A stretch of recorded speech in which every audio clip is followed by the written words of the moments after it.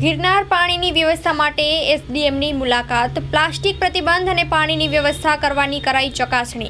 હાઈકોર્ટના નિર્દેશ બાદ જૂનાગઢ વહીવટીતંત્ર સફાળું જાગ્યું છે। એસડીએમ ભૂમિ કેસવાલા તેના સ્ટાફ સાથે સ્થળનું નિરીક્ષણ કર્યું છે। પાણીની વ્યવસ્થા ઊભી કરવા શું કરી શકાય તે માટે નિરીક્ષણ કર્યું છે। એસડીએમ ભૂમિ કેસવાલા જિલ્લા કલેક્ટરને રિપોર્ટ કરશે।